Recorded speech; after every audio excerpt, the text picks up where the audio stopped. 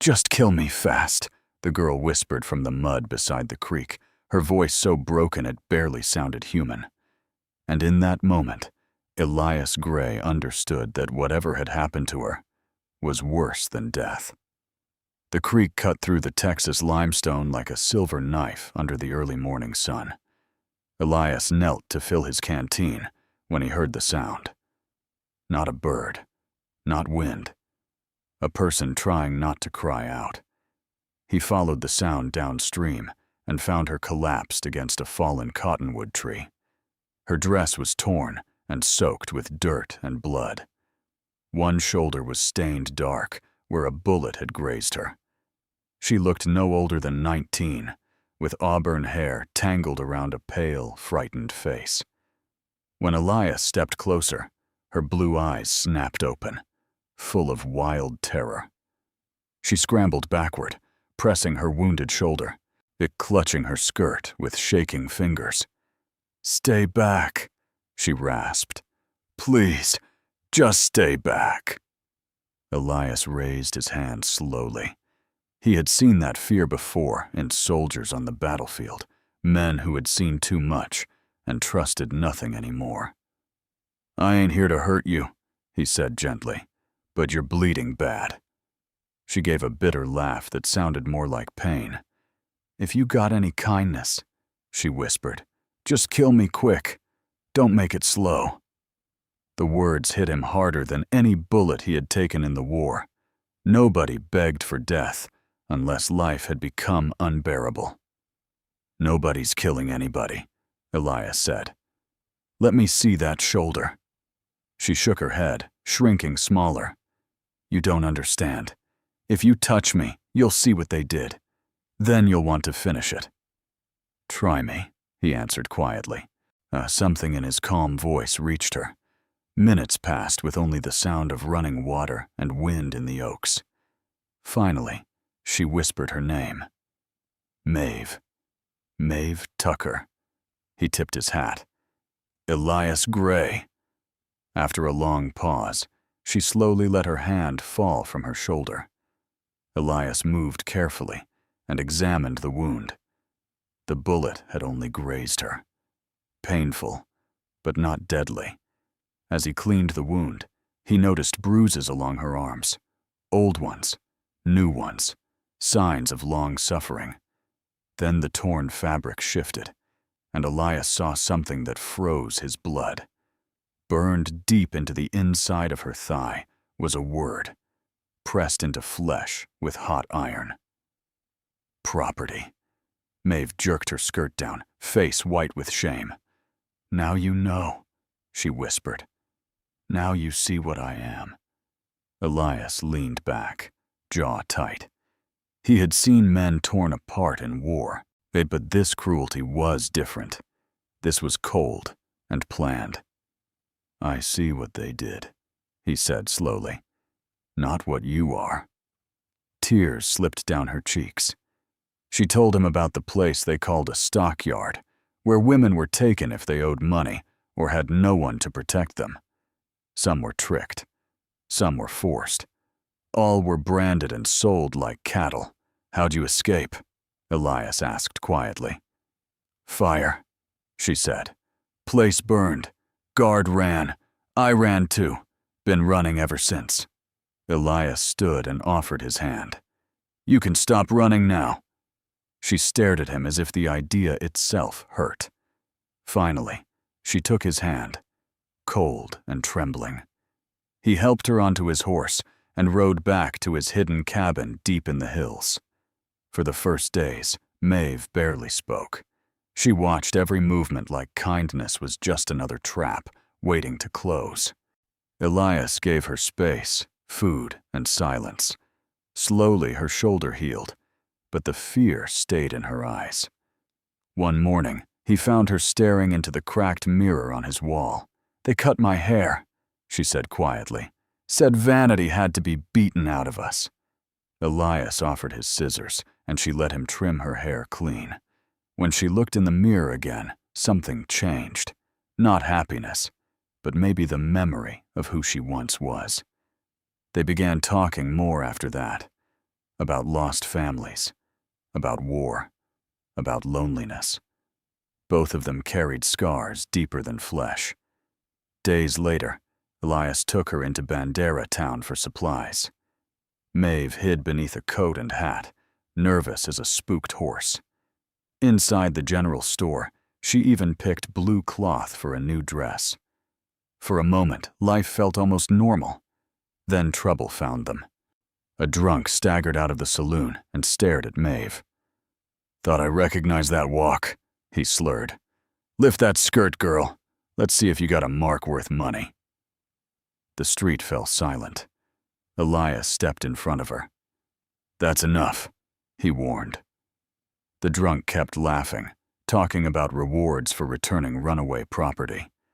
Some townsfolk began listening too closely, thinking about easy money. When the drunk insulted her again, Elias knocked him flat with one punch. But the damage was done.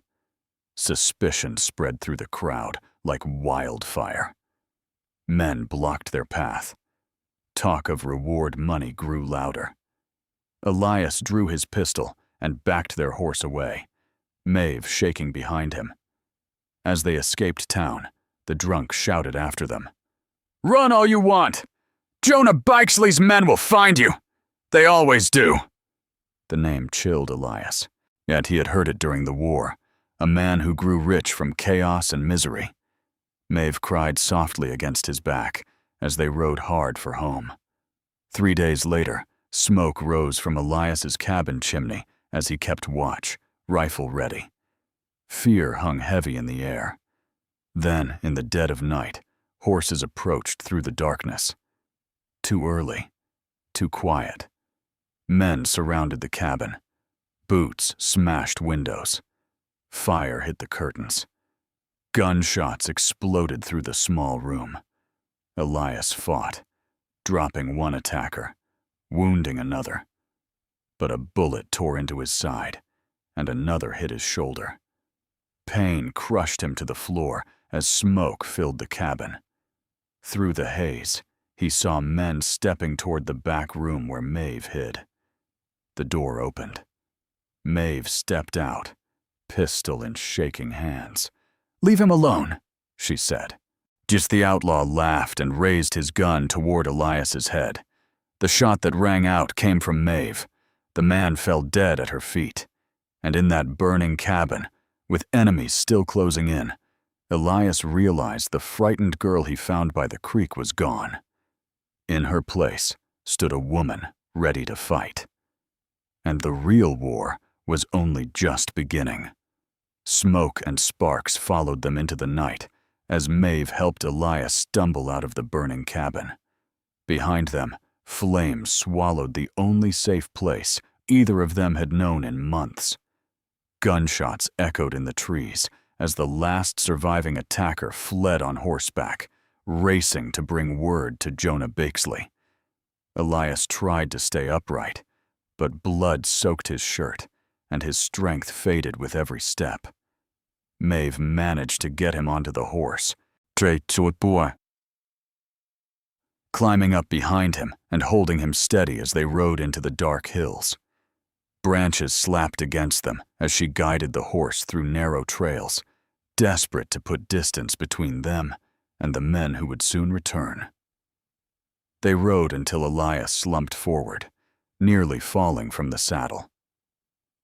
Mave pulled the horse to a stop near a small spring hidden among live oaks. Dawn was still hours away, and the woods felt cold and endless. She helped him down, laying him beside the water.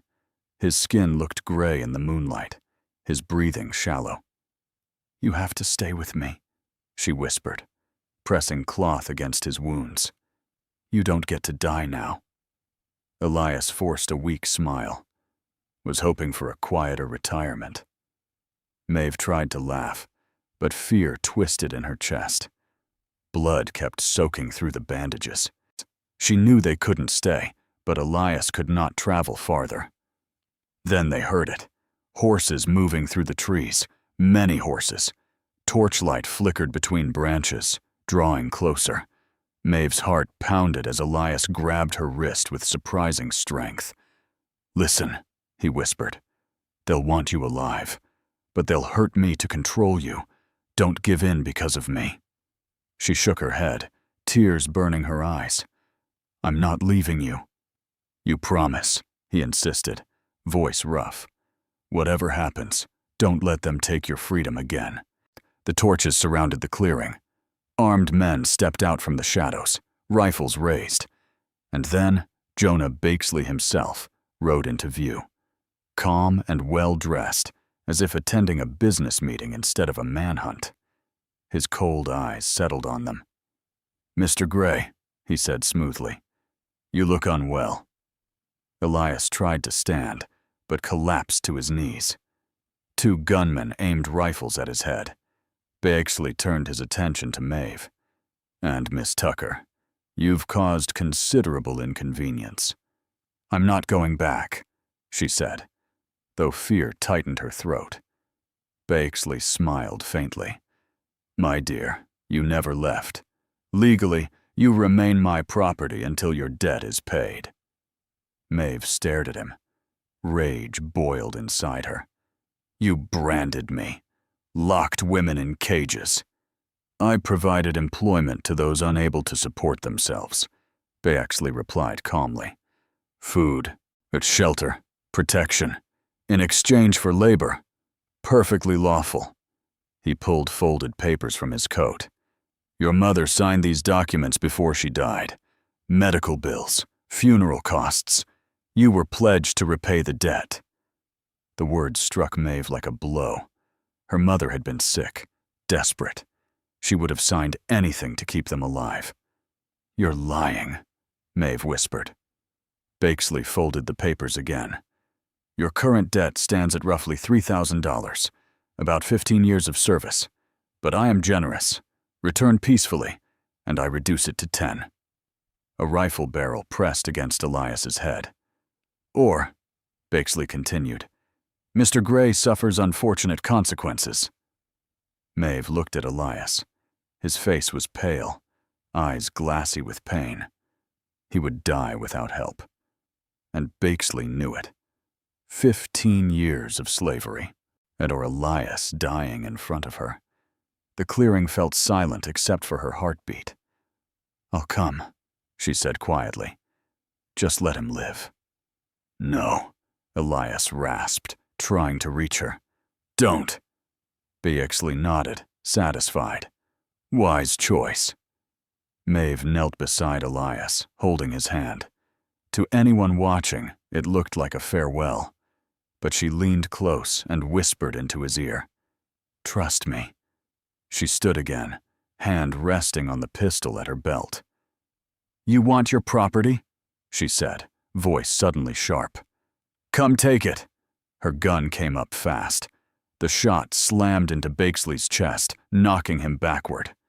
Chaos exploded in the clearing. His men shouted, unsure whether to shoot or capture her alive. That hesitation saved them. Elias rolled behind a rock, firing his pistol and dropping one gunman before collapsing again. Bullets tore through branches as Mave dove behind a tree, returning fire with shaking hands. Bakesley lay wounded, shouting orders through blood and fury. "Take her alive!" His remaining men spread through the trees, trying to surround them. Elias's breathing grew weaker. Mave counted her bullets. Only a few left. Then, new gunfire cracked through the forest.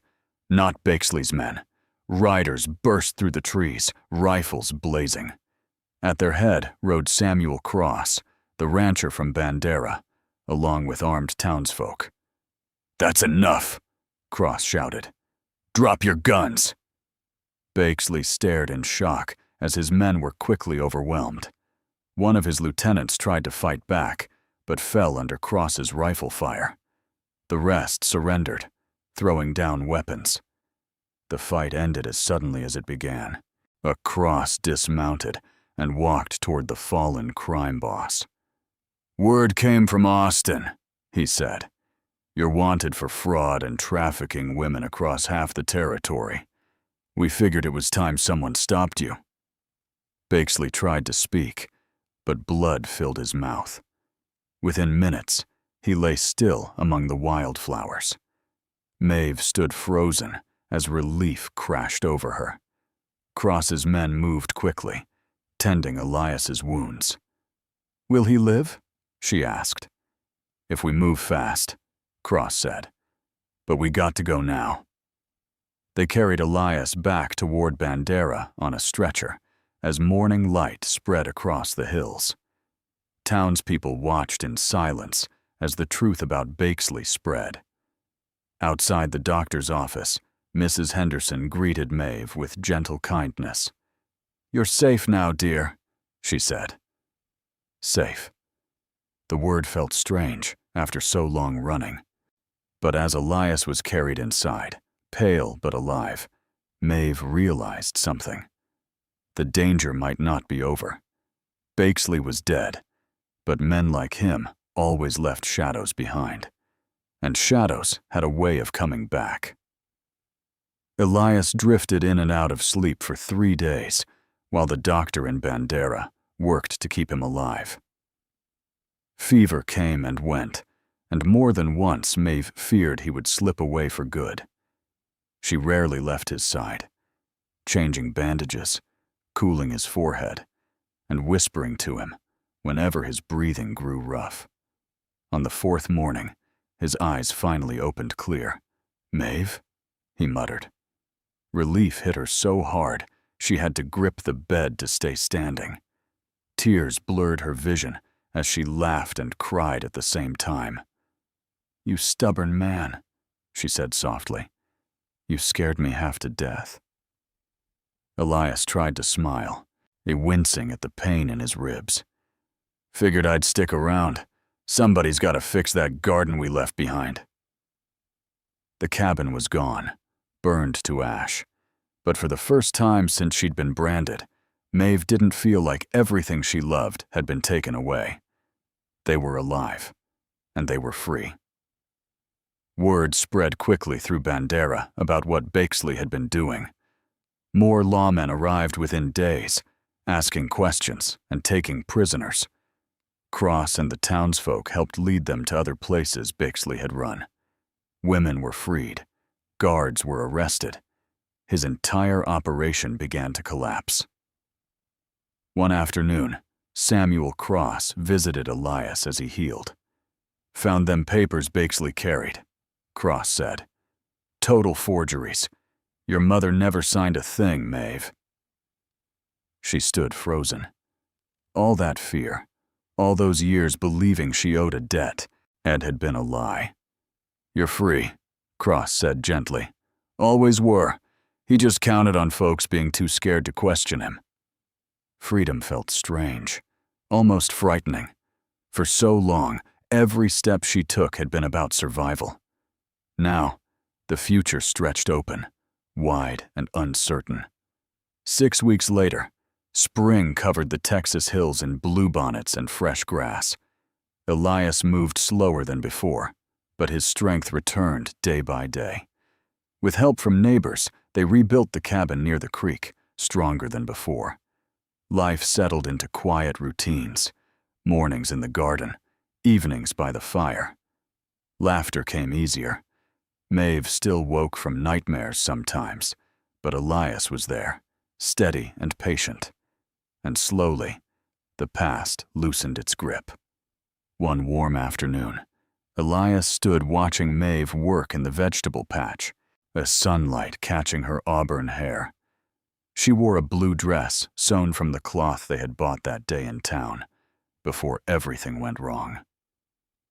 He reached into his pocket and felt the small ring he had worked on for weeks, shaping it from the brass casing of his last war bullet.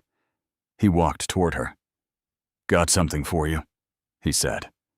Mave looked up, brushing dirt from her hands. "What kind of something?" Instead of answering, Elias knelt in the garden dirt and held up the small ring. It was simple and rough, but polished bright.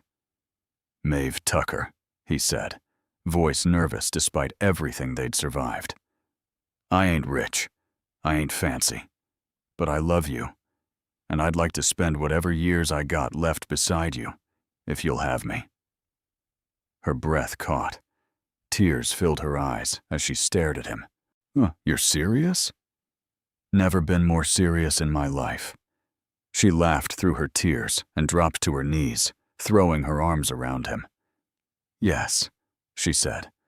"Of course, yes." He slipped the ring onto her finger. It fit perfectly. They stayed there laughing and holding each other while birds sang in the trees above them. Summer came, and with it, their wedding day. The small church in Comfort filled with neighbors and friends who had watched their struggle. Mrs. Henderson cried openly in the front row. Samuel Cross stood proud beside them. When the preacher pronounced them husband and wife, cheers filled the little church. For Mave, it felt unreal. Not long ago, she had begged a stranger to kill her beside a creek because she believed her life was already over. Now, people celebrated her, called her by name, treated her as family. That night, lanterns glowed at the Cross Ranch as music played and couples danced under the open sky. Elias and Mave slipped away to the porch for a quiet moment. "No regrets?" Elias asked softly. Mave thought about it, about the fire, the gunshots, the fear, the choices they had made to survive. "No," she said. "We fought for our freedom. I'd do it again." They rode home under a sky thick with stars. Elias lifted her over the cabin threshold despite her laughing protests about his still healing shoulder.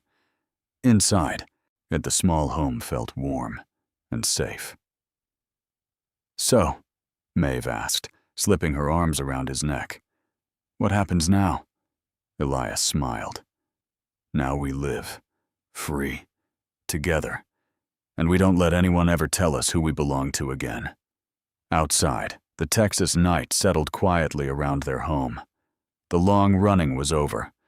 The fear that once ruled their lives had faded, and for the first time in a long while, the future belonged to them.